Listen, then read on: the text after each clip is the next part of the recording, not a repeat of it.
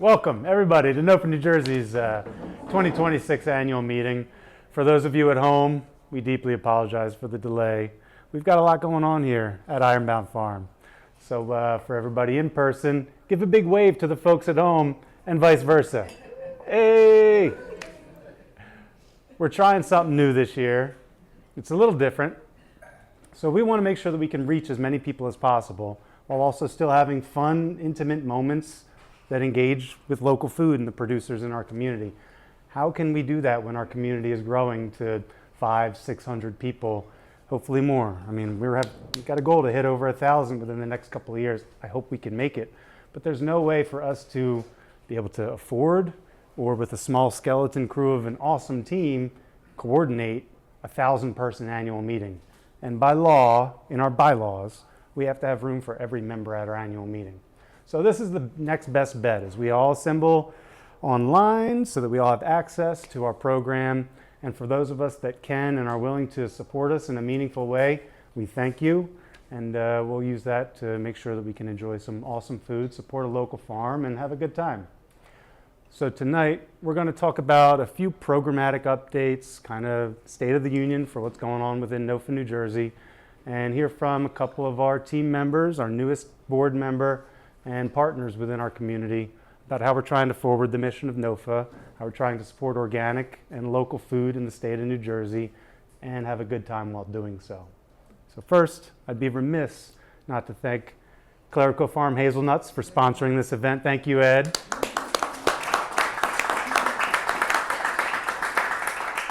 If you want a tasty snack, please go to Clerical Farm Hazelnuts. You can buy them through the Avalana Hazelnut Cooperative. I don't know the URL off the top of my head, but if you Google it, you will find it.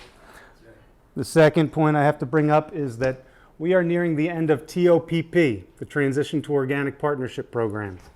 You can't read any of this, but it's been wonderful 4 years of mentorship, technical assistance, and community building events throughout the state of New Jersey, throughout the nation, supporting farmers in adopting organic practices, getting help getting certified, and growing this organic community. Sadly, TOPP ends in September, but it ends with a bang. September 16th and 17th, we're having the Northeast Mid-Atlantic Regional Symposium for TOPP at Rodale Institute. So anybody that wants to go, it's going to be as much awesome as the NOFA states and MOFGA and West Virginia Food and Farm and Virginia Association for Biological Farming. All the partners, PCO and others, we're all going to have essentially a big old party at Rodale Institute. So you can find that online. We'll promote it in our newsletter. And if you just search for TOPP, you'll find Transition to Organic Partnership Program. You'll see the event. So this year, we've got a lot going on in terms of grant projects that can be boring and exciting at the same time.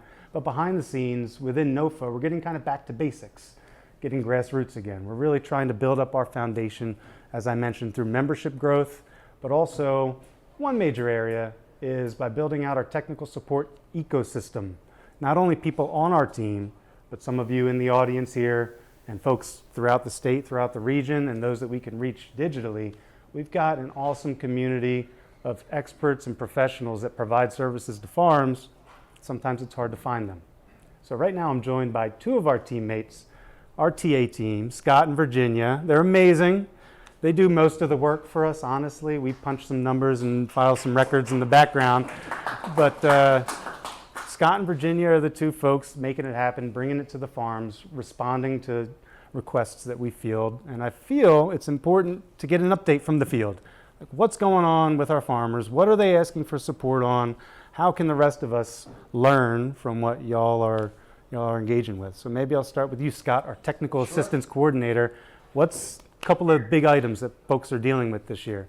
Yeah, a lot of what's going on here in the springtime, as you might expect, is I'm getting a lot of calls for, how to read my soil test, or is it too late to do my soil testing? Folks are wanting to know, how to make sense of all those numbers, a sheet full of numbers, and some folks are getting stuff from Rutgers or Logan Labs or Waypoint, and it's a lot to decipher, right?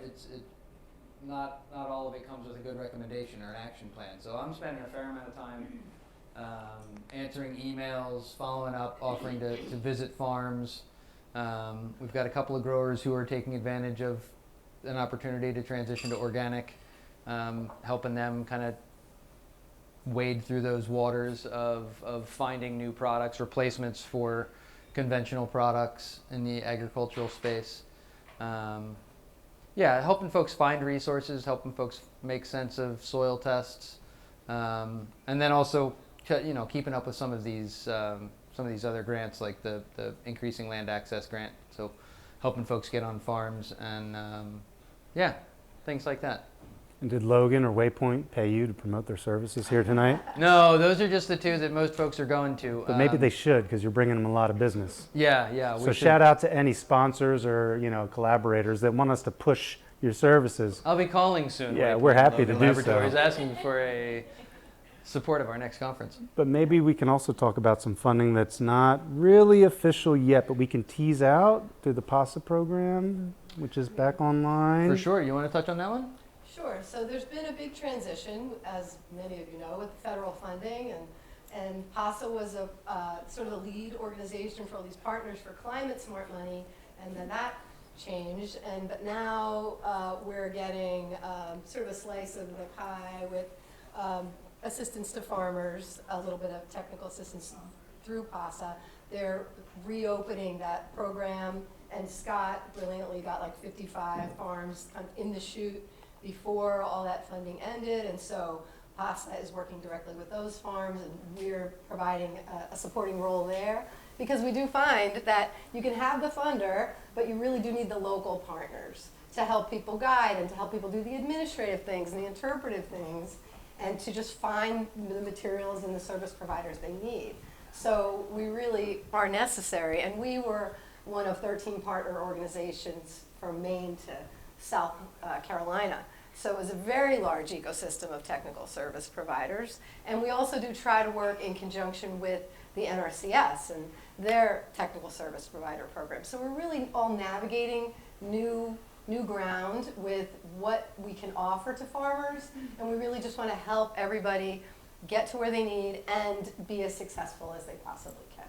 Yeah, if any of you out there were actively engaged with the Climate Smart program a year and a half or 2 years ago, if you have not heard from PASA yet, as they get in touch with everybody who was on my list, if you haven't heard from them yet, give me a shout, send me an email at ta@NOFA-NJ.org, and I'll help make sure that your application gets reawakened, because there were a lot of folks with a lot of projects that got suddenly shut off, and now there's an opportunity. In fact, it's an accelerated opportunity to get money out to the farms, get those projects done, and I can help you get in contact if they haven't gotten in contact with you.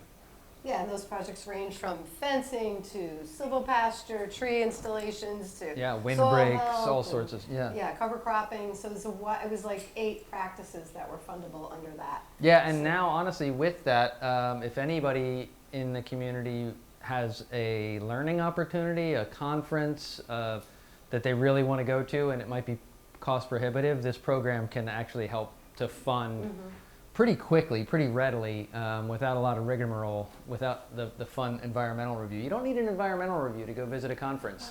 But yeah, if there's an educational opportunity for you as a farmer, again, reach out. I'll help you get in contact with PASA, and we might be able to get you some funding to help offset some of the costs for that ag education. Yeah, I think we could think of a conference. I think we can think of a conference or two, Yeah. right? And then there's also going to be the soil benchmark study that PASA is going to have 10 or so farms from New Jersey involved in this, and it's a commitment where you get help for soil testing, and the tests go out to Cornell Soil Health Lab, so it's physical, biological, chemical results, and then you also agree to do reporting and record keeping, and there's a stipend available. So there'll be a limited number of slots for that, and then there'll be additional just soil testing opportunities for people all through PASA, and all funded, all the testing and the people pulling the samples and getting the interpretations. So that's all good opportunities, because soil health is the foundation for all of this, in my opinion. So we want to promote that as much as we can. Yeah. So there's kind of a longer story arc associated with the Climate Smart program that's in the background of everything that brings us here today. So a total lack of TAPs, TSPs. There's not enough support professionals for farmers. TSPs within NRCS are way saturated with work. I mean, John, I don't know, you're in the audience.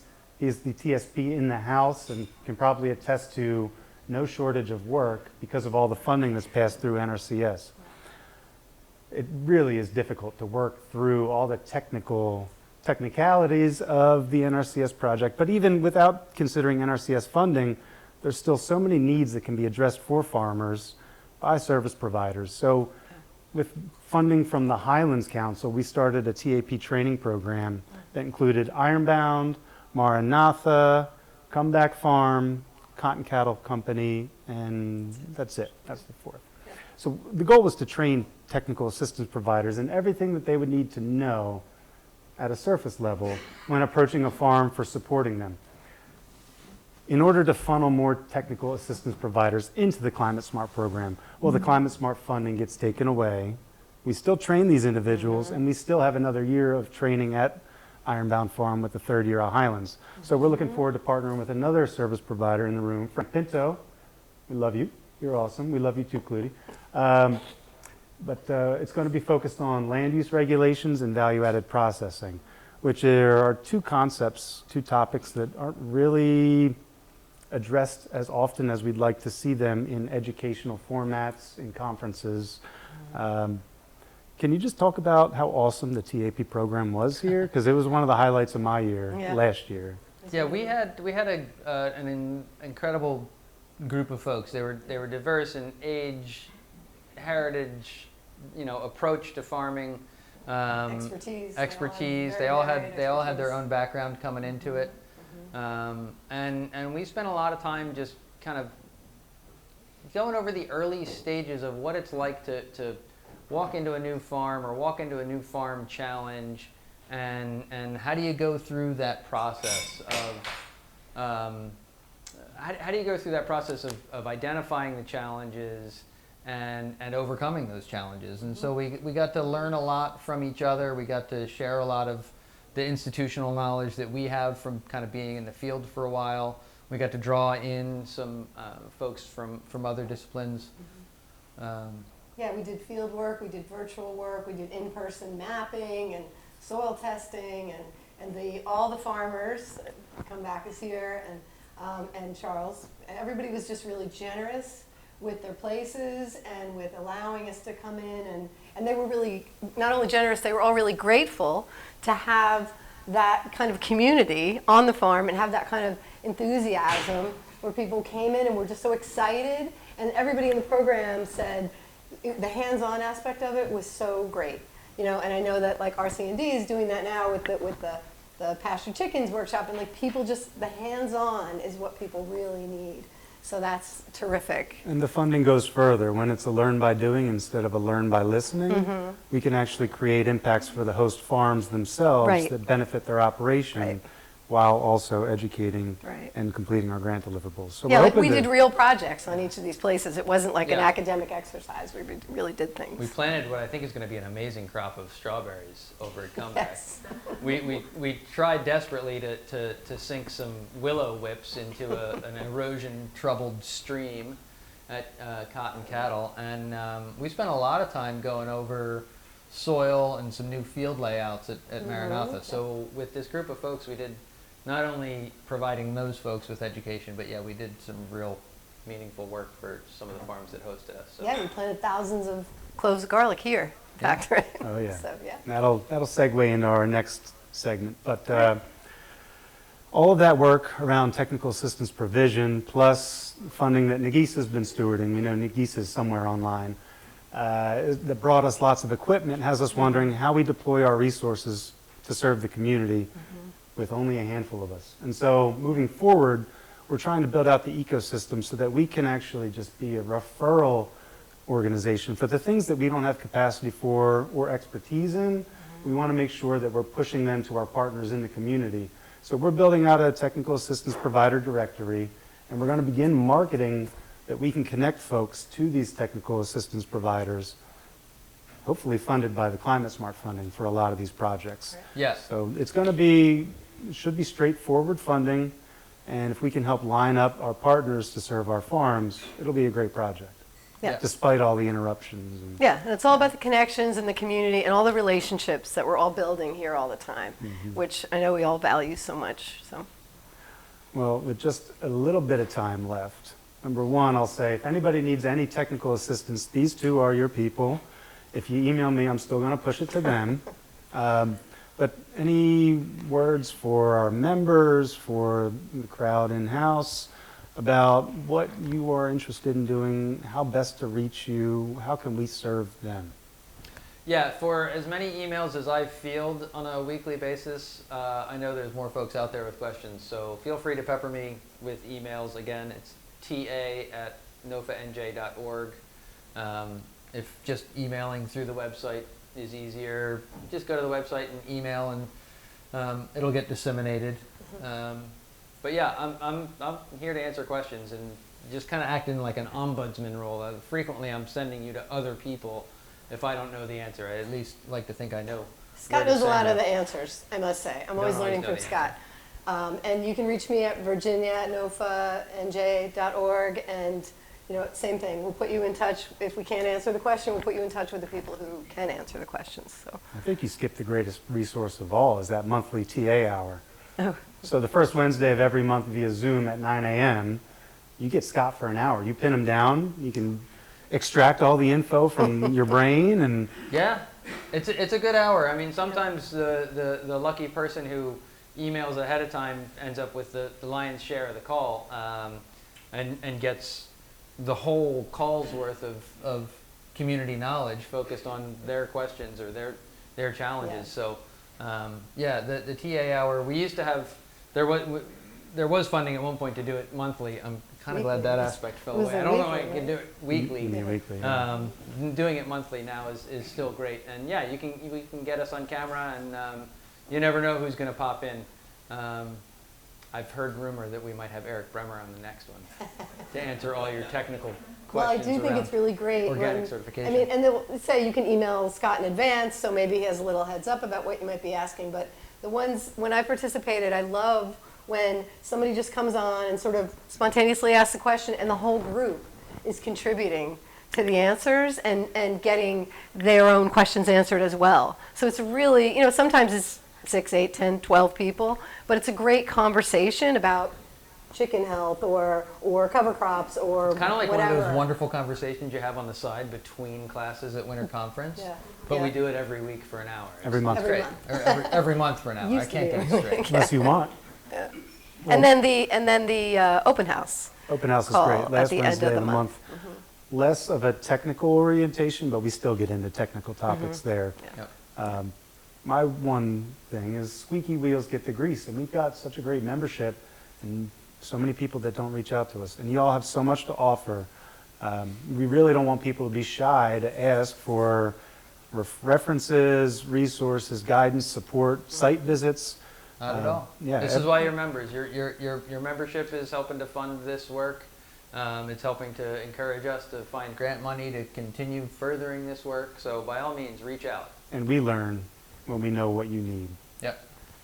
Well, thank you both. Thank Absolutely. you. Tony, behind the scenes, are we able to take a quick?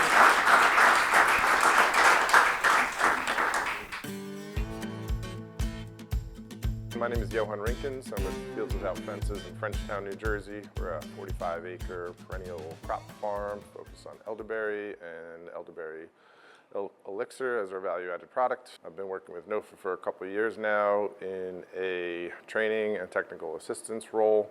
And so we find ourselves here today at Ironbound Farm in Asbury, New Jersey for the first day of a Highlands Commission grant that is focused on training up and scaling up technical assistance providers in the state of New Jersey. I'm Virginia Lamb, and my company is Groundwork Education and Consulting. I've worked for many years composting and soil health education.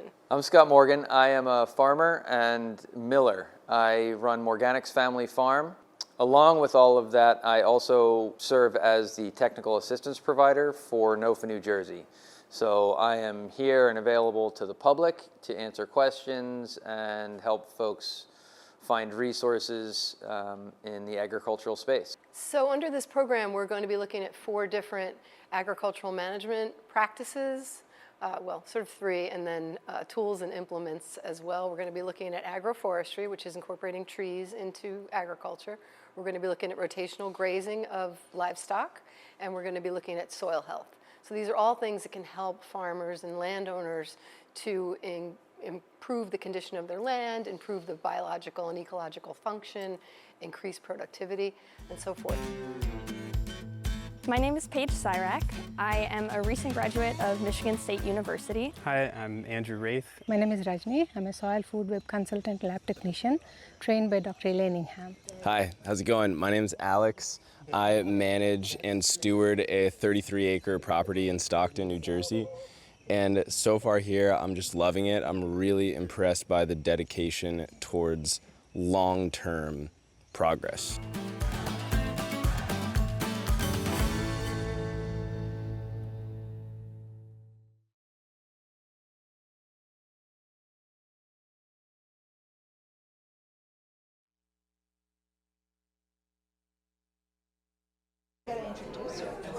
Where she live? Pittstown. Oh, really? It's right around the corner. Heck yeah. Yeah, but I have never. Are we live, Tony?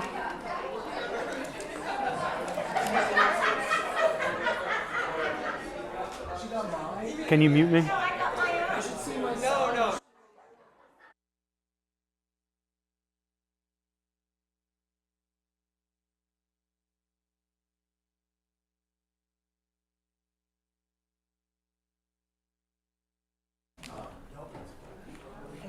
Pardon that brief intermission. We have a little turnover here.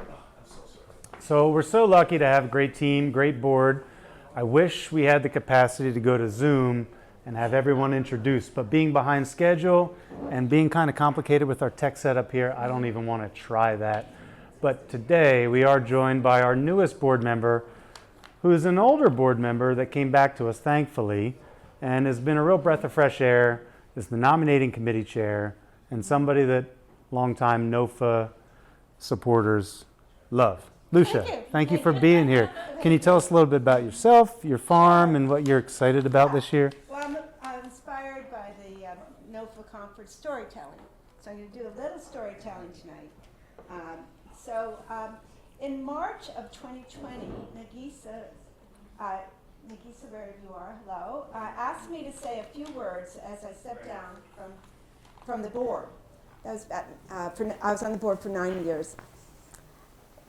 When her email came through, I realized that was the first notice that I got that COVID was a thing and that was serious. And now Devin asked me to say a few remarks, and here I am stepping onto the board.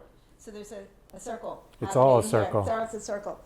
So last week was significant. It marked 40 years since my late husband Charlie and I bought our farm in Hopewell.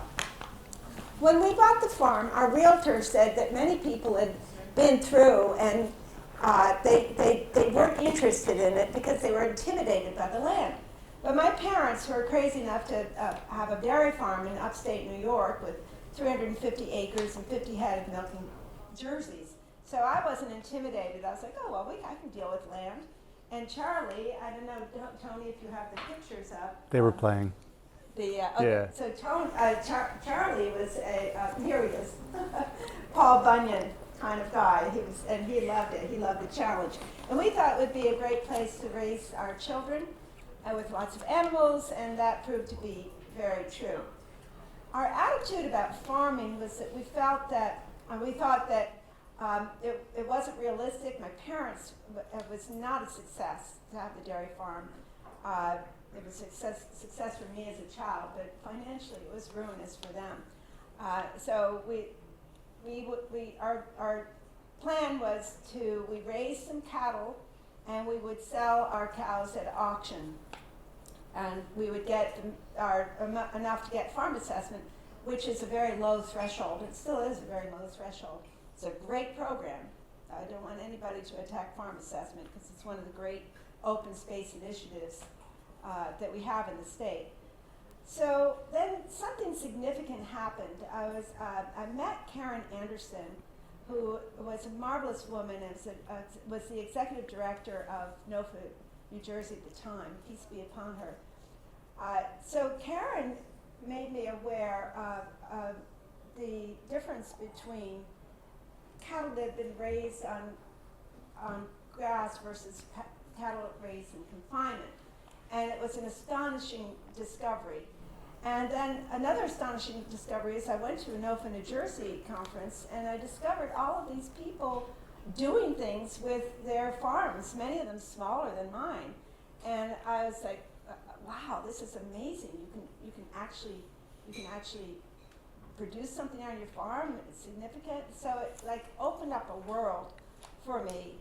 And then the other thing that was darker was I realized, I've learned that about the great devastation of industrial agriculture and how it was just doing great damage to health and to our environment, to the soils and to the water. And once I became aware of that, I couldn't become unaware of it. And so NOFA became my family. NOFA became my place where I could deal with this, because it's a lot to deal with.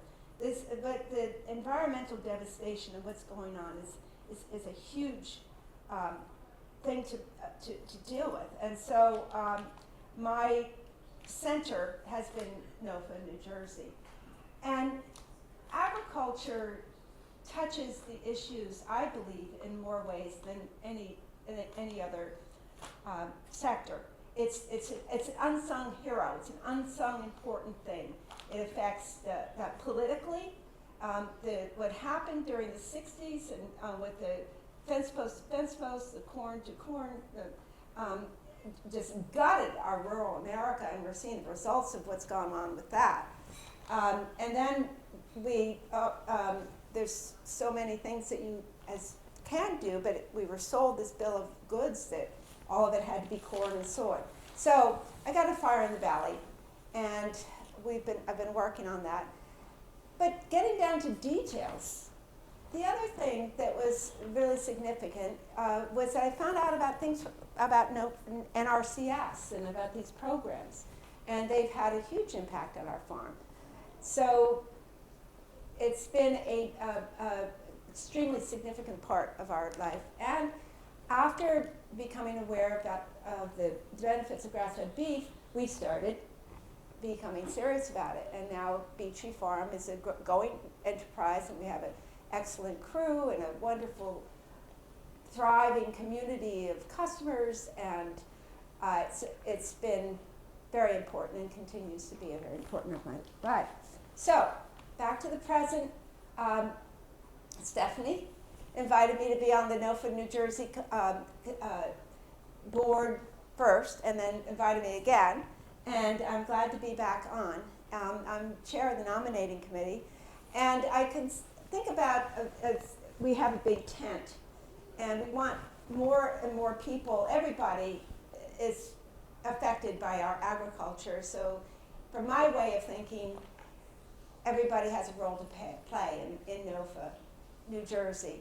So invite everybody to ask everybody to be involved and become a member. I'm like, why shouldn't everybody be a member? So when Callie goes to the state building and wants to work on something, it should be right front and center that all these people that we all are very, very concerned about how our food is grown. And so we have a nominating committee. I invite everybody to participate or ask me about it. And when you meet people, it's like, well, what role can they play in NOFA and be advocates? So that I end with a quote from one of my favorite presidents, but I'll paraphrase and adopt it. And I'll say, ask not what you can do for NOFA, but what NOFA can do for you. That's it. I got a couple questions. What's that? Okay. So I love that we're your center. That's amazing. Yes. So often we hear people that come into our community and they say, man, I'm so glad I found NOFA because it's like-minded people that I can get along with in a crazy, crazy world where it's hard to get along with people. So it's really nice to find your tribe. Yes. And that's one thing that I think, this organization has done really well over its years. Beech Tree Farms, one thing I love about Beech Tree is on your website, it kind of insinuates that you welcome a pop-in. Just call. Just let us know you're coming and we'll do business with you. Right. And it's not this, Well, I know that's dangerous, but how can folks find your products? Well, first of all, I wanted to say something about the beech tree. So the reason it's called a beech tree is that when Charlie asked me to marry him, and I said, well, I don't want to be in the suburbs. I could be in the town or the country, but I really, and he said, well, I'd like to be on a farm. I said, yes. So we found the farm the day they accepted his proposal. So we were deciding what to call it, and his favorite tree was the beech tree. And I was like, well, you can call it whatever you want. You're going to get me a farm. So that's why it's called Beech Tree Farm. We do love beech trees. But Better than ash tree. yeah. So, well, but the beech trees are in trouble, actually. There is a virus. There's a virus. So we're working on that. The best way to find a Beech Tree Farm's products is through our wonderful farm markets. We are, it's important to mention this because the farm markets have been extremely helpful in terms of building community and in selling our products, and they're amazing. When you go to the markets, it's more than buying and selling products. It's a real community that goes on. If anyone wants to come, people come to the farm, and it's kind of like build the farm and they will come. There's always a problem with supply, not demand. And being in New Jersey, the demand for good meat, we're blessed with people find us. So people can call and make an appointment and come and see us. Yeah, we're going to be doing more agritourism, similar to Ironbound. Ironbound is very inspiring, where we open up the farm because it's a beautiful place, and there's something that I'd like to mention, which is the vitamin B, which is a beauty, which we need as human beings. And I found it very heartbreaking when I would drive around and see fields with houses as their final crop, and just kind of makes your heart go down to the bottom of your stomach. So I've worked a lot in farmland preservation, and we did preserve our farm in 2006, so it's permanently preserved. It could never be built. We can build one other residence on the property, but it'll never be a development. So supporting farmland preservation has been extremely important and helpful. So, and I love driving around here because it's really amazing, the amount of open space. It's all what you're farm. taking in. Right. It's easier to have happy thoughts when you've got happy Right. scenery. Right. Well, to your point about markets, they need good managers. So we've got, you're at the Hopewell Market, which I know James is managing, I think, right? James Klett in the room? Hopewell Borough, yeah. And then we've got the West Windsor, which is another awesome West market Windsor with our friend Chris Circus. is incredible. We had one of the coldest days of the year, and we had one of the best income days of the year. They support in spite of bad weather, right? Yes. And it's just those two markets for the Well, season? no, there's Pennington Farmers Market that's been going on maybe 12 years maybe, and that's excellent. And then Jess has her Chickadee Creek Market, Chickadee Creek Farm Market in the wintertime. And yes, the farmers markets are, I always tell my customers, you can come buy some meat from us, but to come to the market, you'll be able to get your mushrooms, you'll get your veggies and your meat, and they're incredible assets. Community-centered sales, yeah. So, Well, I'm excited about you coming back on the board, yeah. bringing some more folks into our ecosystem, into our organization. And again, like I said to Scott in Virginia, squeaky wheels get the grease. So for all of you members out there, all of you potential members out there, if you want a hand in stewarding NOFA, helping us guide where it goes to make sure that we provide maximum benefit to you, I'll throw it right back. Help us. Right. Step up. Be a part of a committee. Be a part of the board. Take your turn. You don't have to stay for 40, 50 years like all these awesome leaders have done. just hang for 3 and then cycle off and come back when you're inspired again. Yeah. Well, one thing I want to say is that farming isn't easy. I mean, it's not the staples. You're not going to hit the easy button. Not easy. Nor is running a nonprofit organization. Neither of them are easy. They're very worthwhile, and they're very, very much worth your investment. And I find that my involvement with people from NOFA is there's an honesty, and there's a hard-workingness, and there's a joy, and there's something very special that comes from very hard-working people. And with NOFA, and I have to say that one of my underlying themes is to keep Devin happy. And this is important. We need to raise money for the organization, and we need to get foundational money. Ideally, it would be great if we could build up our endowment so that we can not be working on paying bills and worrying about money for the organization and work on mission. So that's a big deal. That's a really big deal. We really need to make let's get some of those billionaires to peel away some of the money and give it to us, so we have to do the work we need to do. Yeah. Anybody know some billionaires?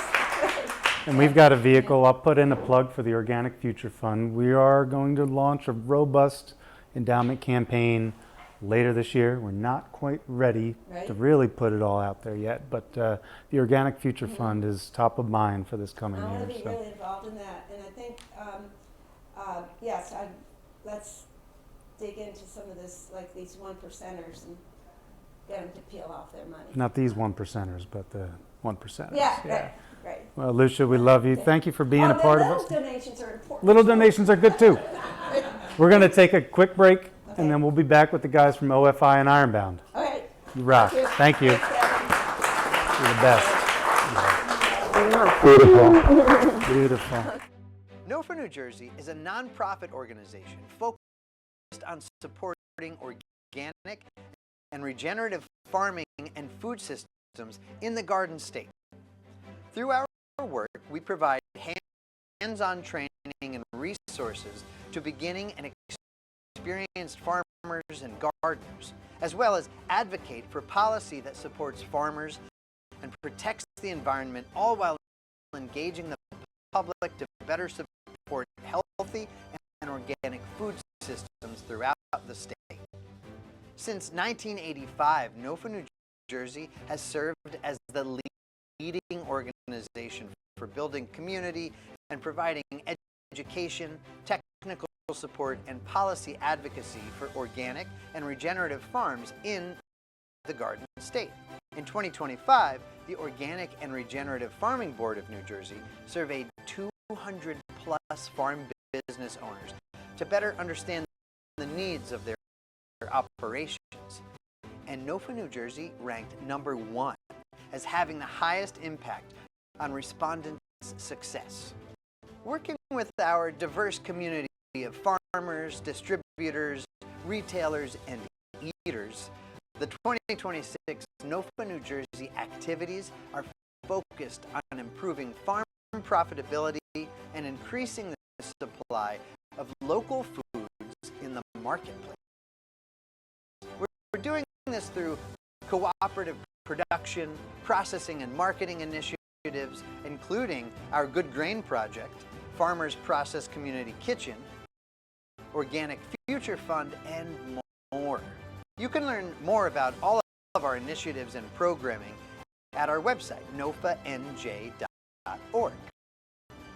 We hope you find inspiration in our vision and encourage you to become a member or make a contribution to support our work today.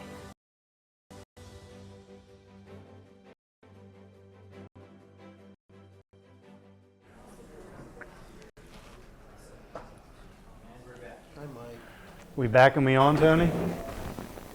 All right. Can I get a mic check at everybody? Hey Tony. Hi, Tony.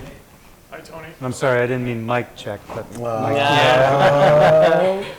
That's his name. Well, welcome back from our brief intermission. Charles, let me check. Yeah. I haven't even swore yet. You haven't even sworn yet. I'll be short today because I'm not allowed to, so this will be quick. So again, thank you everybody for working with us as we're trialing the first of what's hopefully many more events like this. Tony and his technical mastery. We're going to take this show on the road and get some pretty in-depth, intimate experiences on farms that can't hold 200-300 people, and hopefully be able to bring 200-300 people virtually into, say, the milking parlor at Gorgeous Goat, or into the tidal flats at an oyster farm like Sweet Amalia Oysters. So it'll be fun. This is the first of many. Anyway, right now I'm joined by a couple awesome folks that I've sparked up a friendship with over the last decade and over the last 2 years. We've got Charles Rosen, founder, CEO of Ironbound Farms, Newark Farms, Jersey Cider Works, and whatever other shell corporations you're forming.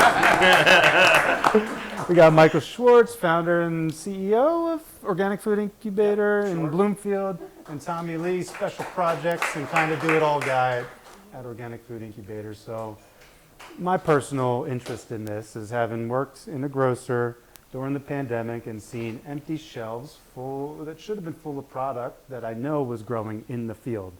And then we hear from our entire farming community that they want to value add, and we need to figure out how to value add, but nobody can really figure out how to value add because there's no support and resources out there. And that's where y'all come in.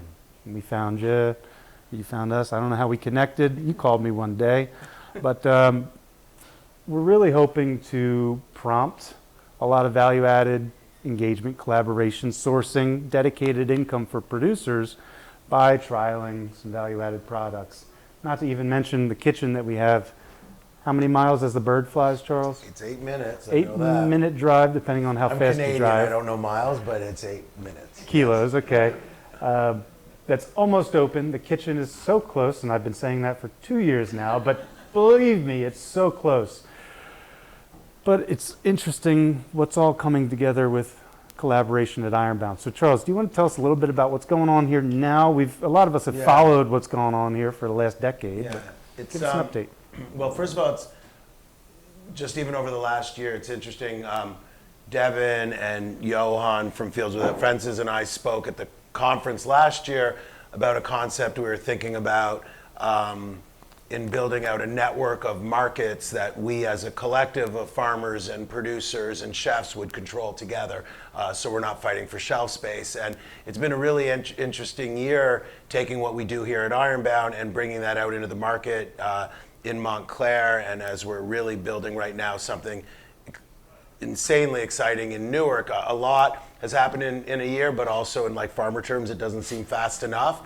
But I would start by saying that, you know, we've had 12, 14 years since we started the company in Newark, and it's been a continual evolution over that time.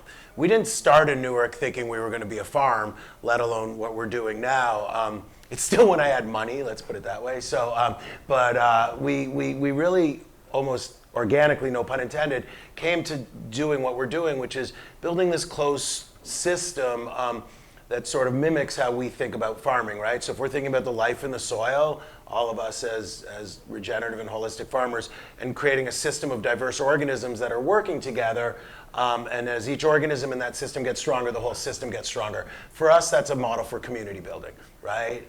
Connecting us, farmers, to the land, to each other, and collapsing the supply chain, removing some of the middlemen that really take such a lion's share of the money. It's interesting, I've always been quoting that the average farmer only makes 15 cents on every food dollar.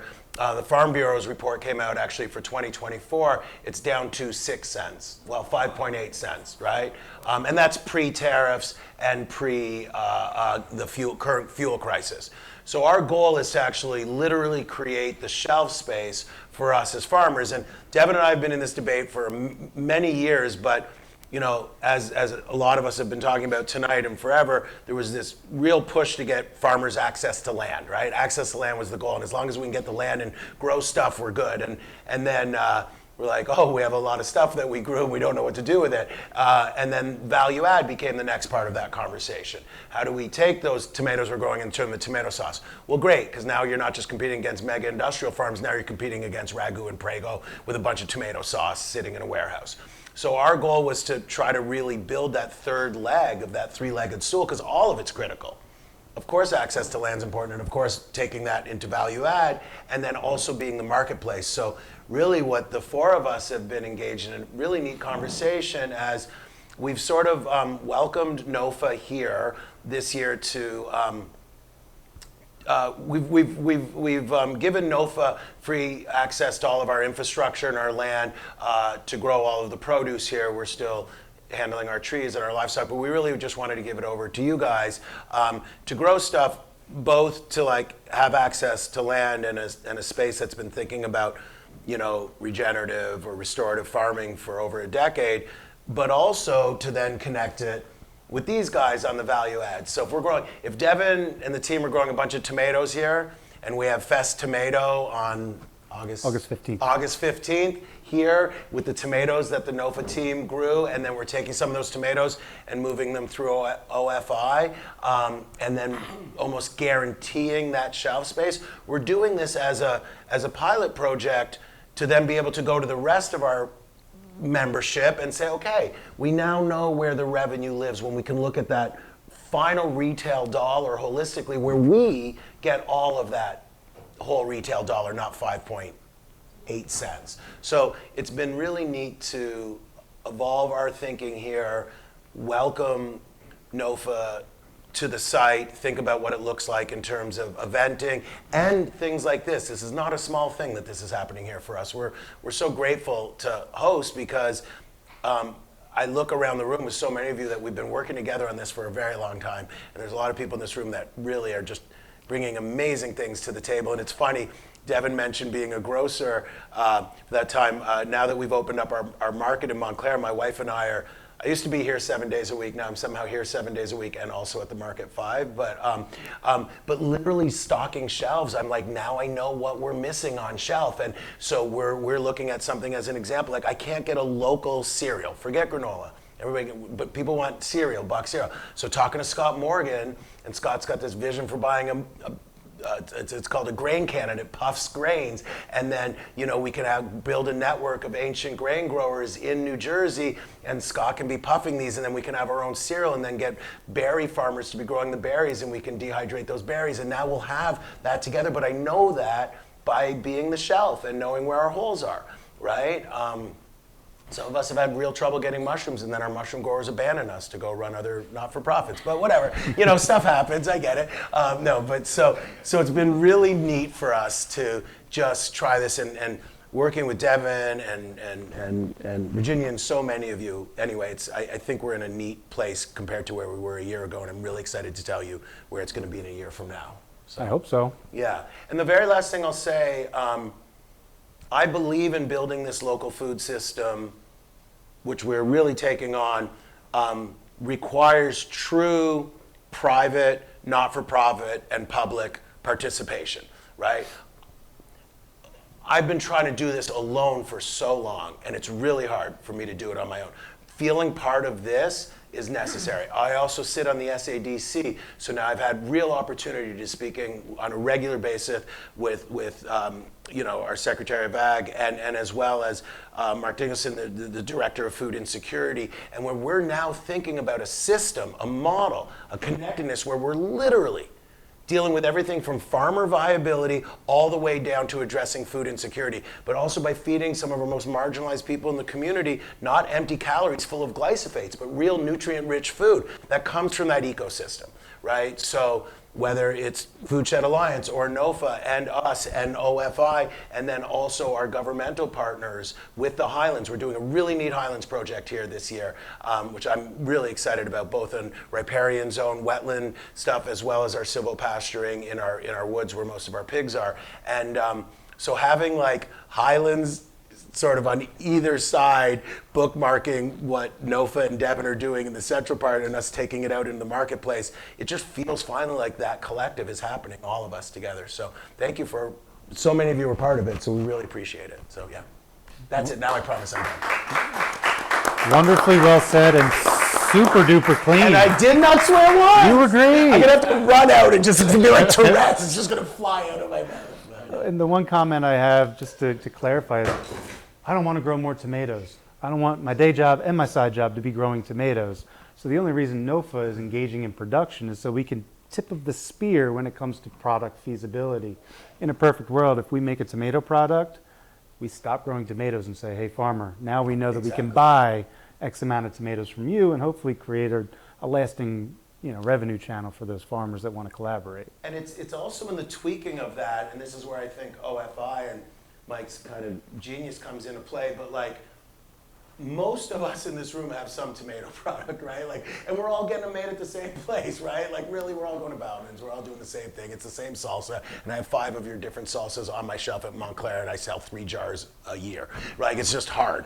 But, I've got access to a lot of wild ramps, and so I was talking to Mike and Tommy, and I was like, I'm like, well, I got these ramps, but if we put like just ramps in a jar pickled, they'll be like $80 a jar and nobody's gonna buy them. And Mike was like, well, we can stretch the ramps with maybe doing like a salsa verde with tomatillos. And I was like, then I got really excited because then I was like, oh my God, now we're not just growing tomatoes, but tomatillos with foraged ramps from New Jersey and then launching that at Fest Tomato. I don't have that on shelf, right? So that is a product that could be so Jersey specific, but exactly to Devin's point, if we're incubating that as a concept and then that's done in Milford in the NOFA kitchen and it really picks up, then we can scale it up at OFI, right? We're doing another thing here. Devin and I named it kimchi gardens. Like I know I need a naturally fermented, right, lactobacillic fermented kimchi. So we're gonna grow a little bit of it here, one bed of all the ingredients we need. And then Mike's gonna oversee the folks in Milford doing proper fermentation that's really about gut health and everything that we care about in the soil. And then if that takes off, then we can scale that up and go to all the other farmers, to Devin's point about saying, okay, now we have a product that really we can ask you to grow all the cabbage. And so we're now at the point with 4 or 5 or 6 different farmers where it's not contract growing, that sounds too Driscoll-y, I think, but this idea that where we're guaranteeing farmers shelf space. It's a guarantee. You need $40,000 so you can hire that full-time young farmer, great. We will guarantee you that now, but we don't just want kale. These are the things we need. And so now the farmer has that assurance and they can be growing other stuff. So I think Devin's so spot on that it's about incubating a concept where we have the farmer's well-being really at the heart of our whole operation. And then how do we move that onto shelf and then scale it up? Again, no pun intended, but organically. And our vision of having 20 Ironbound Farm Market cafes, which are sort of like a regional farmed up version of Eataly, where you're eating the food that we're all growing, but then also you can buy it off shelf, and using our New Jersey and Pennsylvania winery licenses where we can sell our wine at 15 unlicensed places in the state of New Jersey and 5 in Pennsylvania. And our 5 in Pennsylvania, we can sell any Pennsylvania beer, spirit, wine, anything. So now we have a marketplace. This place as an agritourism destination and 20 satellite operations where all of it is from us. So I think that's where we can really scale up that operation for the other farmer partners. And it's not contract growing. I mean, you can look at it that way. It's willing interdependence. Like, we want to be interdependent because we're stronger when we're woven together, and it's a lot harder to, screw the other guy over when you need each other to succeed. And we're not asking people, we're not saying like, oh, thanks, but we can get that for 12 cents cheaper from this other person. It's an usness, not a meanness. And it's funny, I'm Canadian, I made a joke with that earlier, but I grew up in a community that was very rooted in the collective good, right? This rooted in an usness. And having spent most of my career here in the political space, unfortunately, the American dream is very rooted in the individual. I mean, it's exciting, but there's this notion if I work hard and the other guy gets out of my way, I'm getting a boat, and it's their fault I don't have one, right? But I think this idea of that has led to a feeling of isolation right now. loneliness and disconnected not only from each other but from our land and our food. And this idea of us doing it as an usness, as a community that captures the ethnic. I was just telling somebody in the room earlier, I don't know if everybody knows this, but New Jersey is the most ethnically diverse state in the union, right? So as we build out a network of immigrant women entrepreneurs who are food producers that capture that ethnic diversity. We just launched a business for a Ukrainian refugee, Svetlana, who's married to a Syrian refugee, and so we're doing these gluten-free blintzes and Ukrainian dumplings filled with stuff from people in here, and Maria from Gorgeous Goats cheeses, and now Svetlana has her business, and we're looking at doing a similar thing with her husband Mimo on a Syrian line of stuff. So it's just, and connecting them with the other farmers is super cool. And so I think it's that interdependentness that creates a resiliency. So to shift gears, because I love that, but we got some awesome guests here. We share a big O in common, organic, naturally. And I think it's hard to find a certified organic processor, or at least a processor willing to navigate the certified organic process. So can you tell us a little bit about your company, why you founded it, and why you felt it was important to be organic friendly? So I actually am not a co-packer. I am a chef. I worked for 20 years in the restaurant business. Started a brand. The goal of the brand was to create healthy food, organic food for people. And through working with other small brands, we ended up starting the Organic Food Incubator, where we helped other brands make their products. Organics has always been a really important part of what we do, and although it's a really small part of what we do. And so my goal was like, we're only making organics, everything's going to be healthy, and I found out very quickly that that is the highway to this unemployment. That's how I got involved. It leads directly to bankruptcy. And so then we branched out, and so honestly, about 80% of our clients are conventional, and some of them aren't healthy. But my goal is to help customers and clients, whether they're farmers or brand owners that want to make healthy products. And we've been trying to get in touch with farmers. I always thought this would be a really cool thing. I mean, farmers grow things and they have extra stuff, and I could never really break into the farming world until about 2 years ago. A farmer from Dutchess County called me in an emergency and said, I've got 2 pallets of heirloom tomatoes that I can't sell at the market. I'm going to lose them. Can you help me? Can you turn them into something? And I guess because I worked in the restaurant business and my 4 lead managers are all culinary trained, we're like, yeah, sure, send it over. We'll make something. We have a very fast process authority, which is essential for packaged products, to make sure that the regulatory issues are complied with. And we turned his beautiful, I felt so guilty, his beautiful heirloom tomatoes into sauce. But he needed to do it, right? He had no other choice. So, and then the next week, he's like, this was great. I have a pallet of turnips. Can you make me something with turnips? I'm like, you got it. Just send it over. We'll figure it out. And so we ended up, I think we made 12 different products for him. We made pickled turnips. We made pickled green beans. We made a really delicious shishito pepper harissa for him. Like all these products that we were able, because of our background, to just come up with very quickly, get him a regulatory document, make the product before it went bad, and then he was out of product by January, which was awesome. And then the next year, he introduced us to his neighbor. And then I met Devin. And so, like, it's really great to help out in an emergency, but Devin's idea is even better, that if you can grow for the product, that's awesome too. So, like, we've developed a plan where we offer, our business model is on volume, right? I mean, the only way to make money in co-packing is to do a lot of units and make a little money on each one. But what we've done is we have kind of brought a lot of farmers together to make a bigger volume at one time. So, and we've worked out a plan where we can offer a steep discount to the farmers. So,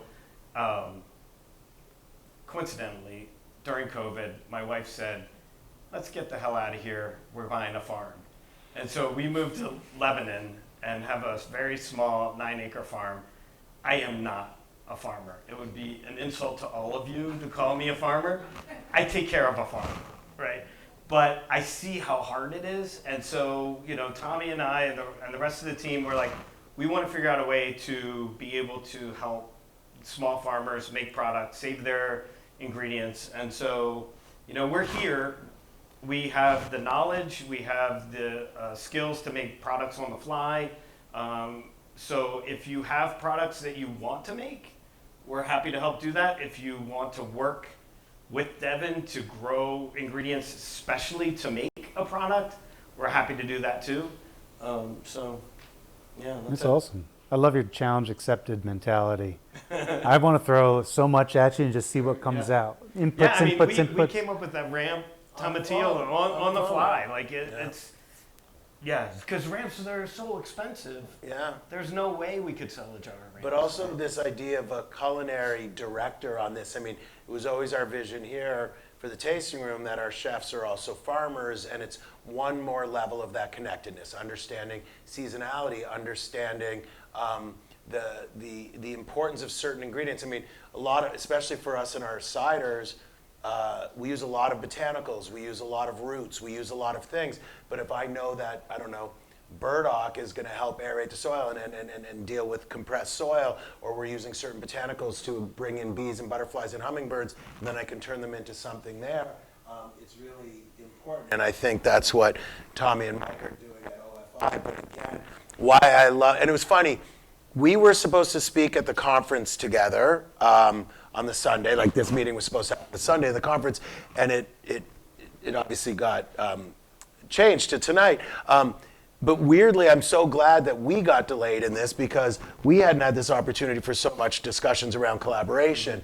And so like we're coming to you guys now really as this, I mean, this is the collaboration, and it's neat that it happened both out of necessity, but also out of creativity and thinking about products for all of us to be a part of. So yeah, I'm really excited. And so can you talk about how you came into OFI and some of the favorite things you've seen come out of OFI in your time there? Absolutely. My background was in finance. I was a bond trader for about 30 years. A friend of mine from college helped food startups. So I got involved sort of helping him, thinking it might lead to a job. It's in Boston and Boulder, and I had little kids, so it didn't lead to a job. It was just something I care about. And Mike saw me standing next to him at a food show. We were neighbors, and I think he thought I knew more about food than I did because I was standing next to somebody who did know about food. And so we just were friends. I admired Mike for a lot of reasons beforehand. And at some point he said, I'd like some help with the business. And I think we did it in a half an hour at 5 in the morning at Dunkin' Donuts. And something like that. We were partners. Papers were signed probably 2 days later. I'm like super impressed with the employees. I feel super loyal to them. And how big's the crew? You got a team. It's probably 30 something now, but it's been as big as 50. I'm sort of like a 30,000 foot view guy, and I was like, well, we need clients in July, August, and September. I'm like, who has stuff to do in July, August, and September? Farmers. So that was sort of, I think I reached out to Frank and I reached out to a few people. My wife's involved in land conservation, so it's sort of adjacent to that as well. I think the team's amazing. I was blown away by our team with the farm stuff because the gentleman from Dutchess County, I got a New Jersey thing going, so I want more New Jersey stuff going. So I was like, we can't have New York have more stuff go through here than New Jersey. It's just not right. We're the Garden State. But showed up on a Monday with gooseberries or shishito or whatever, and like I think the next day we're making stuff and it's labeled. You know, we had to wait to label it because we were so like like out of the shoots, but it was made the next day. The harissa was amazing. The gooseberry jam was amazing. The gooseberry, yeah. A lot of the stuff's like, it's way more fun for us and especially for the employees to make real food as opposed to something. One of our, I don't want to get under bad guys, but like I figured out at one point we had 350 million calories of sugar in the facility, and I was like, this is not these are not the droids we're looking for, but we paid the bills that month. But to see the employees just lit up, and nobody's overpaid. We're not getting rich, but to see people like peeling the gooseberries and like lit up, and they're like, what? Everybody's got an idea. Next time, can we make this? Like that's really fun. I mean, that's sort of the community that I love being part of this business. I will say, like I went to a finance conference maybe a year before I went to a food conference, and finance, everybody's paid, nobody's happy. I went to West Coast food thing, and nobody was getting paid, everybody was happy. And I was like, 90% of these companies are not going to be in business in 3 years, but these people are going to pick up and go again and just be happier people. And that's sort of what lit me up about what Mike's doing. Just to tackle on real quick what Tommy mentioned about our employees. Our newest employee has been here for 3 years. Like we have amazing employee retention. It's uncanny, which is awesome. I think it's become a really nice family that we have working for us. So and Tommy's right. Like when we make something, a small batch of something that's different, everybody is like jazzed about it. From the managers down to the gooseberry cleaner, right? It's something different. It's cool. It's great. And real food is 100 times better than like water and sugar, and some of that's good too if it's got real stuff in it. Like I really like real stuff. So I think organic and incubator are both sort of aspirational. We do some incubating. We do some real, I'd say medium-sized businesses. I wouldn't say we do any large businesses, but we have room to scale. One of the things I would point out is we did a garlic scape thing pretty much on the fly, but somebody called at like 2 o'clock and we're talking to him. And he's like, I have garlic scapes. Can you guys do anything with them? I'm like, if you get them here by 3:30, we'll put you guys on the end of the production. Because, again, if you have 100 pounds of garlic scapes, it's non-economic for us. But if it's on the end of somebody else's 400, another 600, and 200 and 100. 3 or 4 farms do garlic scapes on the same day. But everybody got their own garlic scapes back, right? But we did them run right after the other. Same recipe, different label, different garlic scapes. Yeah. Right, Eli, he like dropped them off like. Yeah, he had like kids. He drove right over with his kids and the scapes. Yeah. So we're hoping if we can be a mechanism where you're already processing tomato sauce, you let us know what week it's scheduled in, we can relay that to our community, have our partners that I know want to engage in value-added processing. Or on the flip side, if you know ahead of time, tomatoes are going to be ripe in 2 weeks, we'll put it on the schedule, and everybody can just drop off their tomatoes. Right. Whether we do it as everybody puts in 300 pounds of tomatoes and it's a NOFA product, or everybody wants their own back, it doesn't matter to us. We can do it. We can slice it either way. Yeah, and if we do a lot of tomatoes, we're going to need basil. We're going to need Slice. garlic. I got the whole thing. The more real stuff we can get in it, the better. And I think the math too. Like if I don't know what I'd like the farmer to get 20 cents or 30 cents. I don't know what's fair. I mean, there's transportation costs involved, but I love Charles' idea of like, just keep it in the room, because I've been involved in some bigger brands with my friend, and you're like, it's 40% for this guy, 20% for this guy, and there's nothing left for the person that's doing the work. So, I mean, they're doing work, but not really. We're going to start out with an awesome collaboration with Hunterdon County. We're going to take the 579 Trail, the agritourism brand for the county, and create 3 SKUs of simple but very awesome products, and work with producers along the 579 Trail to promote them and see how it goes, and just cross off the first collaboration of ours, which will then hopefully prompt many, many more. So stay tuned, everybody. We're getting there. Or come to us if you're like, hey, I've got a lot of this, or The gentleman in New York State just had stuff every week left over from a farmer's market, and it was on the way home, I guess, or not really the long way, like a J. But he was coming out of the tunnel. We're not too far from the Holland Tunnel, maybe 15 miles, so drop it off. So I don't want to promise too much, but if it's a Sunday, I'll come or whatever. So the way our business has kind of evolved, we have a couple of larger clients with these like never-ending purchase orders. So in an emergency, what we've done and what we can do in the future is we can stop their production, run something else, and then start that production back up. So I understand like harvest can be an emergency, right? All of a sudden everything's ready and you don't know what to do with it, and you call up and you say, okay, if this isn't used in the next 3 days, it's going to be rotten. You bring it to us, we stop our other job, we run your product, and then we just go back to the other boring thing afterwards. So seeing as that's less than ideal, what's the It's idea? less than ideal, but it's actually good for us. But it's actually good. Yeah, It gets everybody lit up. It's not bad. It's problem solving. Our team has become really agile, and they're used to stuff. It's good for them, and actually. So what's the best way and best time of the year for a farmer to plan with you to make a nice value add? Yeah, harvest season's perfect because it's generally. You're just a glutton for punishment. Yeah. Okay, good. Yeah, right, I would say that's our least Yeah. busy time. It'd be better if you talk to us ahead of time, but Yeah. if you don't, then you're I mean, July and August are our slowest months.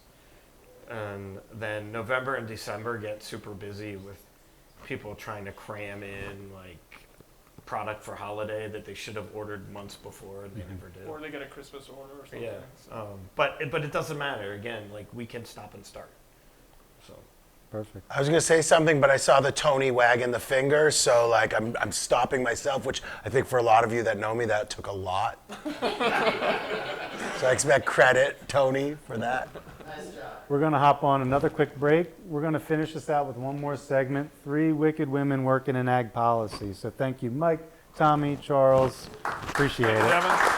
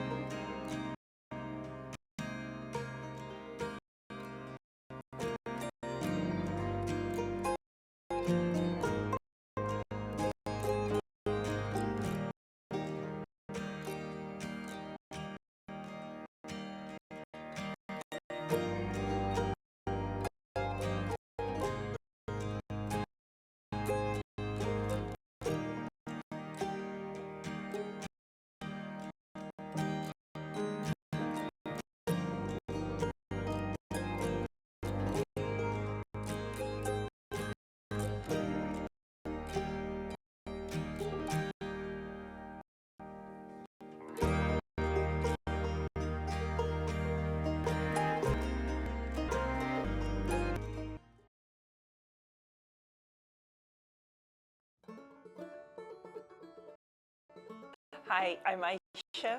And I'm Jake, and we're Noble Mushrooms. We grow fresh mushrooms for our local community. We sell at markets as well as wholesale to restaurants and grocery stores. And we also grow spawn and blocks to other local farmers in New Jersey so they can supply to their farmers markets and restaurants fresh mushrooms.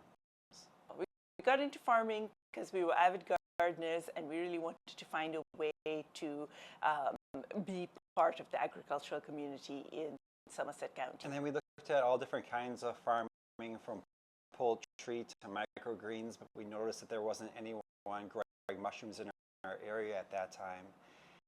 And then once we started looking into it, the mushrooms really appealed to our science backgrounds, doing the culture work, doing all the lab work, and once we found out that that was part of mushroom farming, we just, took to it. For the first few years, we did not certify ourselves as organic. Maybe about 2-3 years ago, we decided, after being around all the NOFA community, we decided it was a really good endeavor to take on, and we decided to certify organic and meet the consumer needs so that they knew that our produce was as good and high quality as it could be. And we also chose to be organic because it would allow all the farms that we sell to also certify organic as well. So we want to give them the option to certify as organic. And then it would also open up doors if it was a natural food store or a farmer's market that really wanted to focus on organic, we could serve that market. Although we grow indoors, what we realized is we cannot grow all mushrooms all year round. We still depend on what the temperature is outside and grow seasonally. Sometimes we don't always get the chefs who understand the seasonality, but when we do, it's really great that they can work with us and use what we have in that season to put on their tables. If you'd like to learn more and connect with us, you can find us at noblemushrooms.com or on Instagram, we're at noblemushrooms.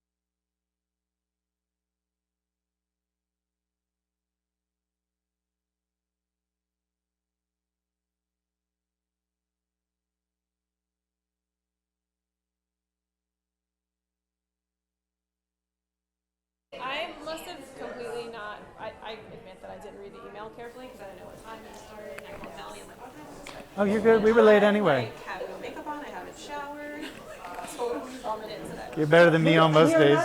You're still Janine, I'll take you in any way, shape, or form. Me too, same. Okay? Tony, you'll let us know when we're live? I don't need to know your We're live, Callie. We're live. Okay, okay. I don't need to know your Yeah, we're live. All right, welcome back, folks.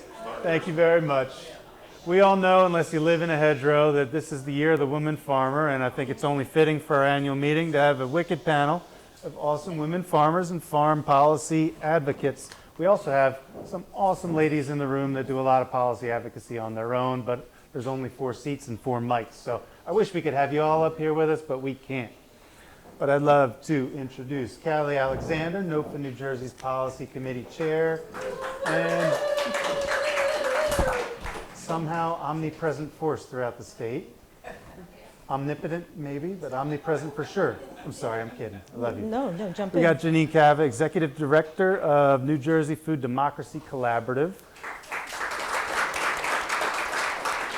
And Melanie Gansman, the President of the NOFA New Jersey Board of Directors. So we'll start off with you, our godmother. How you doing, Callie? Oh, I'm just doing great tonight. I'm so honored by the surround and the constant support that we have in our community for NOFA New Jersey.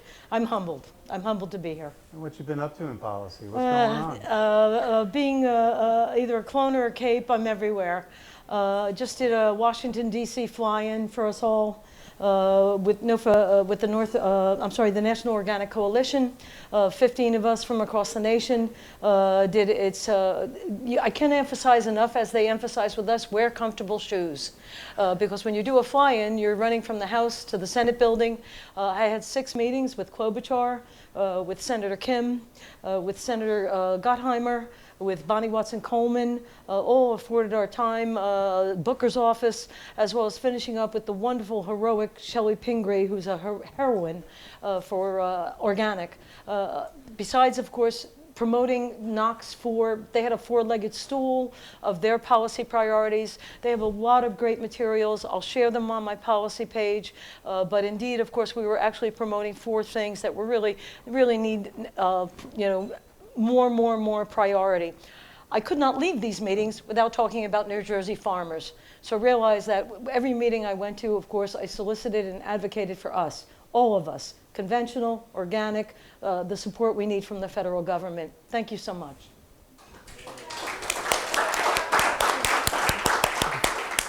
I'll come back to you. Janine, so you run New Jersey Food Democracy Collaborative, or it runs you, however you want to look at it. But you're taking a little bit of a shift with some new direction. Can you talk a little bit about the new? Sure.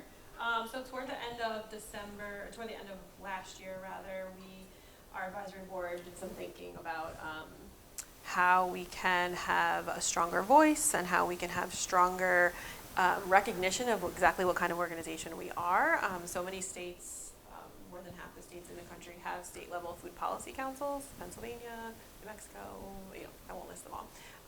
And even though we formed to be the New Jersey Food Policy Council, because we didn't put that in our name from the beginning, we were really happy and proud to use food democracy in the title, because that's what we're trying to promote and trying to achieve is food democracy. And so, but realizing that not being called the New Jersey Food Policy Council was in some ways a hindrance. And so we did some reorganizing at the beginning of this year. And so New Jersey Food Democracy Collaborative is the backbone organization continuing to do what we do, but we're building out a proper Food Policy Council called the New Jersey Food Policy Council within it, and some of the people in this room are seated members, and there will be non-voting ex officio seats for government state agencies and such.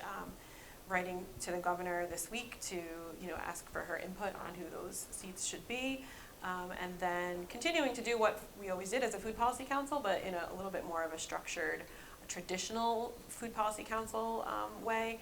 Rather than the previous 5 years, we were more of like an open, fluid council.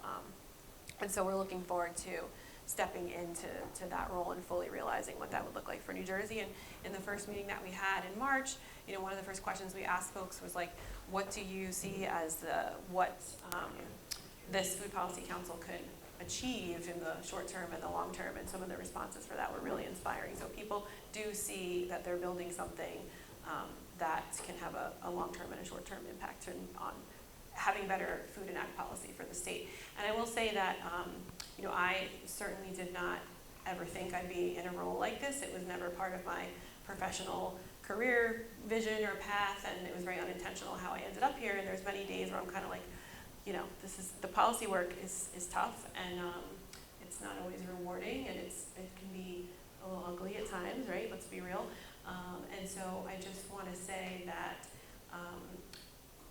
but it's so critical, and there's never a day where I'm like, oh, this is not necessary, or every day, even the hardest days, it's really important. I think we need to be demanding more of our state lawmakers, and I think we need to be also demanding a little bit more of ourselves in terms of our civic engagement and all of the wonderful things that are being discussed in this room. If we're not on a regular basis making sure that we're speaking, beyond the echo chamber of the needs, and asking people to come visit your farm, and doing every couple of months a call to share what's going on in your community from a food system perspective. I think so that's part of our mission. Civic engagement, food democracy is in our mission, and so it wouldn't be right if I didn't mention that. We all need to play our part in that way. So It's really exciting to see the shift. The one thing that I think makes FDC so different from a lot of other advocacy groups is that you represent the full spectrum of food, from the producer to the distributor, the retailer, the governmental official that manages the SNAP programs and payments. I mean, I'm just shooting from the hip, but there's so many more people involved in getting food to folks that can afford it or can't. and having a place that, having an entity that represents them is so important. So for the state to not have a clearinghouse, yeah. Yeah, and there are places, there are examples, I don't know about at the state level, but there are city and county examples where the Independent Nonprofit Food Policy Council is recognized formally by, like, the one that's coming to mind is New Orleans. Like, New Orleans City Council formally recognizes the New Orleans Food Policy Council, but they remain independent outside of government, and that's really important, and that's how we hope, as long as I'm around, to stay. But so having that cross-sector government participation as advisors, informers of what's going on, but making sure that the actual setting the policy agenda and driving forward decision-making on what positions we take on different things is informed by the private sector. Very good. Now, Melly, you were a part of FDC before you even were in the NOFA sphere, right? Yeah, You got it Janine first. scooped me up right away. Can you touch a little bit about what your experience has been diving deeper into policy advocacy work and what you're learning and what you're absorbing? And It's exactly how you described it on the phone. don't say what I said. You get thrown into the lion's den, and you just sit back and you watch. And after a year or two, it all suddenly clicks. And then you know what move to make and where to go and how to see it and what people to be around. And I'm so glad that I met Janine and NOFA. I truly feel that I am a different person because I have met Janine and Callie first. They have shaped me and taken me from a scared little, farmer, and they've given me a big voice. And I hope to use it as well as they do. And they are the two most underrated women in this space. And I appreciate them so much because the fight that they put up, they always stick up for farmers. They always advocate for local food. They are a force, both of them, to be reckoned with. And we are so lucky to have them in New Jersey. I cannot emphasize that enough. So thank you.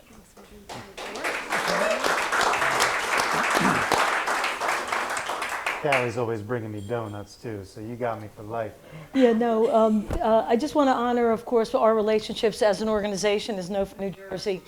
Without mentioning, we have great relationships with NSAC, the National Sustainable Agriculture Coalition. We have a great relationship with the National Organic Coalition. We have great relationships with federal legislators. We have great relationships, as this organization goes, with state legislators. Those people I cherish at the state level, that when we bring an issue, this organization brings an issue to one of our state legislators, they just cordially and without asking, wave a finger and go, Callie, we're going to write a bill. And that's how the Organic and Regenerative Board got created. I honor that we have here in New Jersey one of the rare few New Jersey Organic and Regenerative Board, and some of the members are here tonight. So realize the voice, the seat at the table that that's given us, and the power. Please support our New Jersey Organic and Regenerative Board. I sit also, of course, on the New Jersey Dairy and Cheese Guild. We have really finally become a locavore state. Okay? It's all about a local recycling economy. It's well within the mission here of NOFA New Jersey. So I am also on the New Jersey Dairy and Cheese Guild. At this time, there's a bill that will actually consolidate the authority and the auspices. The Department of Health does inspections. The Department of Agriculture does laboratory analysis. The industry is having a lot of pain and agony from the Department of Health. So the bill would actually consolidate it. The industry wants this bill. The industry needs this bill. I hope in working with them as their lead to, in fact, of course, get this bill over the goalpost next month. And of course, the bill needs an appropriation. So I'm running with that bill a lot. Another thing on the local level I'm doing, or state level, I should say, is I'm very mobilized with, and I honor, and I'm humbled to be in the surround of urban agriculturists. Urban agriculture has been very much not, there's been not enough attention or any attention to our urban agriculture. Urban agriculture is heritage, it's culture, it's food sovereignty, and indeed, of course, increasing food security at this time, and inflation in food is more acute than ever. We have a persistent number. I'm a retired health officer. I delivered public health services for 35 years. And in doing so, you see that these urban agriculturists are really the people that are bringing food and fresh produce to our urban deserts. And they serve such a cultural community. So again, I'm in with the group, and we are mobilizing behind a bill from Senator Turner, and now the identical bill has been sponsored. We're very happy for this legislative session with Assemblywoman Verlena Jackson. The dairy bill is important. I also want to tip my hand that I'm working with a legislator, and I hope you're happy about it. I'm about to unveil with a working committee that I've convened, and I'm about to unveil, hopefully, with a sponsor of that legislator I'm working with, an artisan food council. Where there are so many beautiful things being made on our farms, on-farm processing, directly to our consumers, and our marketing is growing. Organic nationally is a $70 billion industry and is projected to be $100 billion by 2030. So this is really the local economy that I thrive on. I'm dedicated to as a policy chair. So I hope that, of course, we're on our third revision, and I'm due to get it back from the legislator's office, from the Office of Legal Services, and it should be dusted off and ready to go and ready to be sponsored. So please keep tuned, and I hope to get that over the goalpost. It's been great having a working committee with the Bakers Association, the Agricultural Society. Melanie is on my committee, and of course, working together, we are really cobbling together a bill that will actually bring a 9-member board and bring all the facets of all these wonderful artisanal foods that we really enjoy, and as I humorously say, that I can walk to in my sleep at 2 a.m. Lastly, of course, I'm working on another bill for cottage food operators. You can make up to $50,000 in your home of low-risk foods or temperature controlled for safety foods. And of course, they also have been, there's 1,500 of them licensed now in New Jersey. And they also have been kind of under pressure. I'm trying to be gracious about my words with zoning officials, okay, as well as, of course, inconsistent treatment from county and local health departments. So this bill would actually address that, would actually correct some of those things, and of course enable a better, simpler application process, and also probably lift the $50,000. I'm going toward $100,000. Again, they make beautiful things. They come to our farmers markets, and I'm all in support of our cottage food. So those are 4 things I'm working at the state level. I'm on Janine's committee. I'm on Food Shed Alliances. I want to raise the voices of the heroine and the wonderful executive director here from Food Shed Alliance. I'm on 2 of their steering committees. I volunteer, pick up, and deliver to pantries. My emphasis, my energy, is that policy is a passion and policy is cross-sectional. So I'm everywhere, trying to lift us all, whether it's federal, whether it's state, whether it's local. But we are the coolest, and realize we will persevere. Thank you. Policy priorities. Sure, we talk about some policy priorities. Let's do that. Okay, so just to kind of contextualize things, tonight we heard about value added as a revenue stream, additional revenue stream for farmers. We heard briefly, mention of farmers markets and how important they are for revenue stream on farm markets. One thing, and this is one of the reasons why on even the hardest days I stay doing this work, is because when you look at what other states have done and for years at state level policy and what states are doing recently with state level policy, it's inspiring. Like, sometimes the grass is greener kind of mentality is, or, motivating. So another revenue stream, stable revenue stream for farmers, additional revenue stream for those who it makes sense for, is institutional purchasing. And I think it was Aisha from Noble Mushrooms and who really said it very well at an event a couple weeks ago at the Ego Complex, that to have as part of your business plan, as part of one of your market channels, to have a buyer from a food pantry or from a school that's reliable, that's full season, that's a purchase order for 12 or 18 weeks, and you know what they're picking up, you could crop plan around it.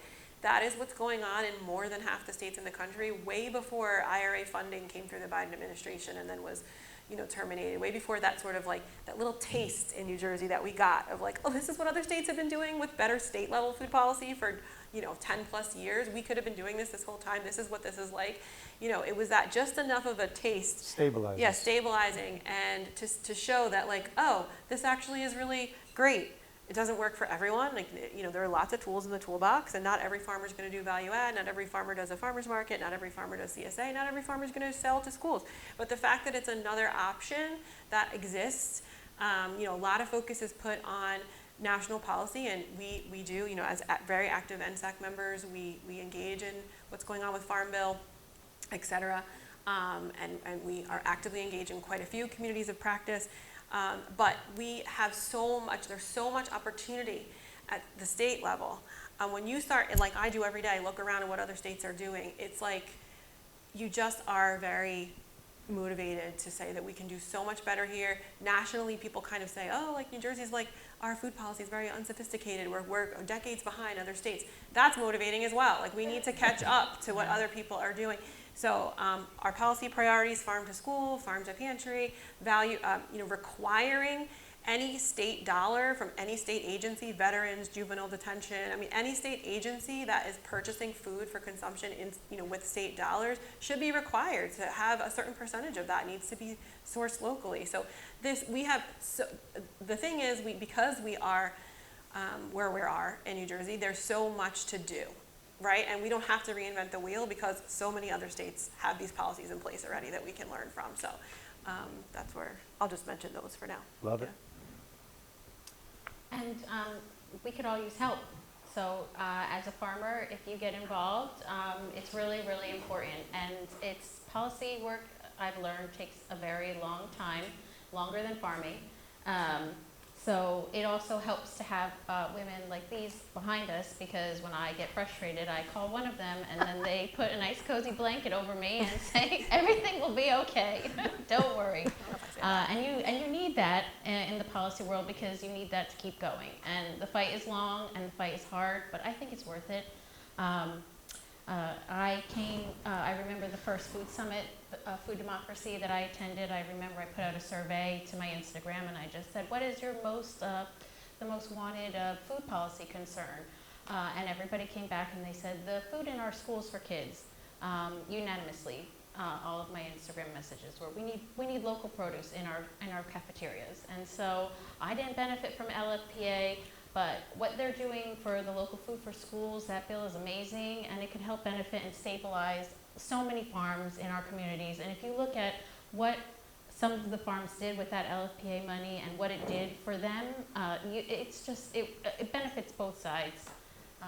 Especially if you have children too, and as a mom, this is very important to me, because when my child is ready to go to school, I would like her to be able to eat local in the school cafeteria. That would be really nice to have a taste of the region right there in her school days. So. Thanks, Melanie. I just want to say also that you'd be surprised how these bills seem so perfect, and they are from a food system and agriculture perspective. There's always people out there who oppose these things. There are industry associations who will oppose even the most well-intentioned, well-designed, supported bills. And so the reason why I'm saying that is because lawmakers all day hear from industry groups that oppose things, but they're not hearing from you necessarily, right? And I know how busy everyone is, so I hate to be the one that's out there like, take extra 2 minutes when you're driving to pick up more supplies at the farm store, whatever you're going to do. If you put their phone numbers in your phone on speed dial, then it's very easy to just call and just leave a message at the front desk. Sometimes it takes less than 30 seconds to you don't need to know the bill number. You could just say, here, I live in this town, this is this issue that I heard is, there's a bill about, and this is what I think about it. I think a lot of people think they have to be experts and know, like the person answering the phone in your lawmaker's office, they're probably a college sophomore interning. They're taking your name, your town name, and your phone number, and a little bit about the bill, and that's it. So you don't need to, study up before you make these quick phone calls. Just make them, because someone else might be making that call the same day as you, and they're opposing something that would be really helpful to your community and your business.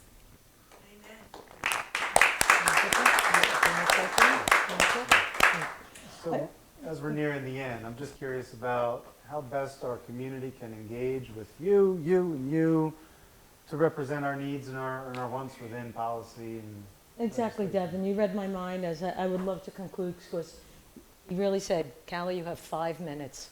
5 minutes. So I think I'm down to about 3.5. Negative 3.5. I don't know what wristwatch I have on. But in essence, of course, federally, I just want to call to your attention that it's all about the Farm Bill right now. I listened to the 10 hours of hearings of the House Agriculture, and the bill is horrible. It's a horrible farm bill. They're calling it the skinny farm bill. There's really, really no increases. USDA has lost 24,000 people. You may notice a lot of short staffing in your NRCS offices, and some offices across the nation have closed. They're about to relocate the main office out of Washington, D.C. to 5 regional hubs. So realize that that is really quite a priority to discuss. They have money to hire the USDA, but there's a hiring freeze. And yet they're not delivering for our farmers when they need that FSA advice and, of course, that grant application. Secondarily, of course, on the state level, please approach me with anything, anything. I keep my ear to the ground. If you've got a complaint, if you've got something bothering you, I am absolutely attentively going to do something about it. You just need to tell me once. I'm the energy behind what I need to do. Perseverance is policy, and we will get there, believe me. Lastly, of course, locally, I recommend that you engage with my policy committee. I have a great policy committee. If you're interested in joining policy, I don't have a meeting every month. I usually have it every other month, as of course necessary. Sometimes it is every month. But again, I encourage you to please join my policy. But realize that I am fluid. I am everywhere. The assistant secretary has coined me that I'm the courteous bug in the ear. So realize that I am your bug in the ear. Janine is your bug in the ear. There are people in this audience that are your bug in your ear. And realize we all work together so wonderfully on local, on state, and on federal levels. It's a great community, and I'm honored to be in this surround. Again, thank you.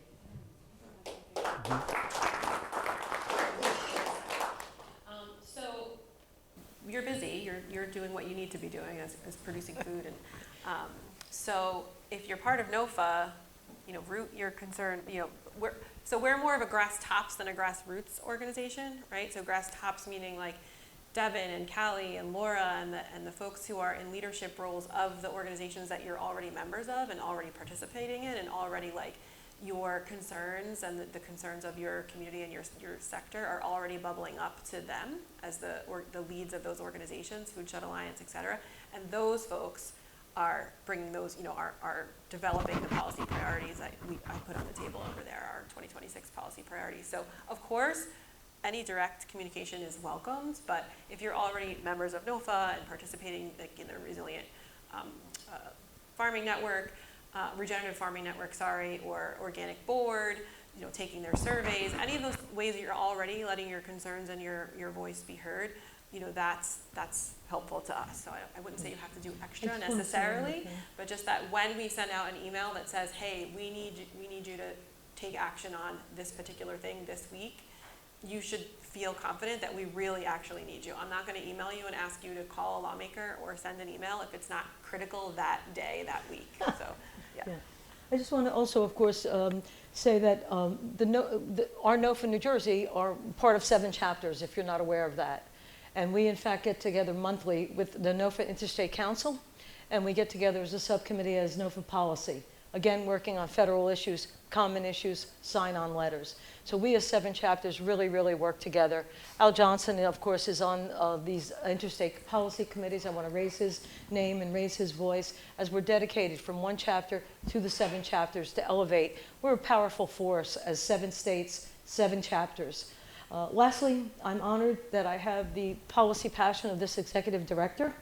It's great having an executive director with such policy passion. When he and I met, it's just, I'm graced. And I'm graced with Melanie, my president, who again has really a policy passion that needs restraint. And I don't think there should be any restraint. So again, I'm honored to have an executive director like Devin, and he can't leave me for the rest of my life. Thank you. Well, if Melanie is learning restraint, she's learning it from you. And I just have to say that every policy hiccup that I have brought to Callie has turned into a resolution. So she actually means that if you come to her with a complaint, something will happen. It's like a magic wand. Yeah, so just speak up, and if you need to contact me, if you feel more comfortable contacting a farmer, and then I can contact them.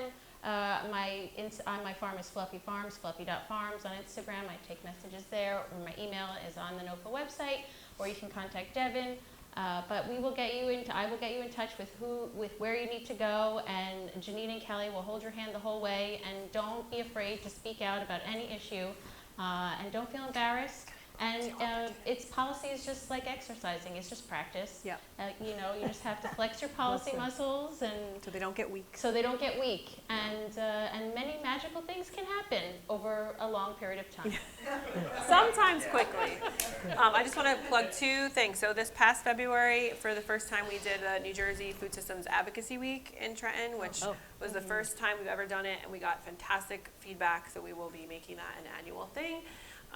Tell them it was like a legislative speed dating.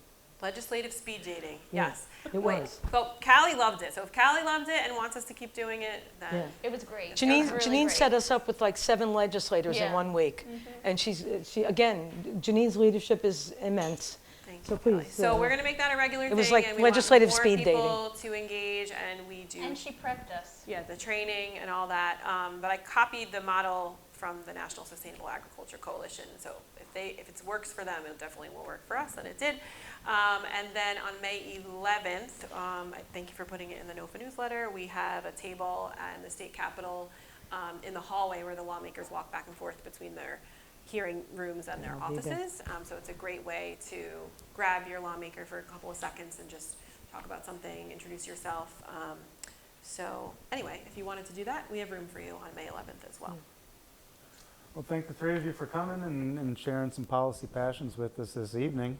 Give them all, what, unlocked policy passions? I don't think I need this. Our program is almost done for the evening. Joanna, are there any big hidden questions on that chat? For folks that have questions for the specific guests we've had here tonight, we can connect you further. Yeah, right. We'll put up resources, we'll share it. But today, is there anything pertinent? The members on our chat have actually been talking about pawpaws and mushroom growing. Oh. So Aisha from Noble Mushrooms and Charlie West have been, taking orders for trees and talking about dropping containers. Such a into NOFA Supporting member. local Such a economics. NOFA member thing. So, absolutely. On brand, Very good. on brand. Well, thank everybody who joined us from home and suffered our fun times here. Hope you were able to learn something about our guests and our organization, and maybe feel a little bit more inspired to connect further and apply yourself to, get more out of this organization. Thank you all so much for being here in person. Thank you, Ironbound, for hosting us and feeding us and keeping us well with the drink. And thank you again for Clerico Farms for sponsoring, and the USDA TOPP program, organictransition.org, if you're interested in certification. But that's it for this evening. Thank you, Tony. Just terrific. Terrific. And thank you, Denny. Thank you, Denny.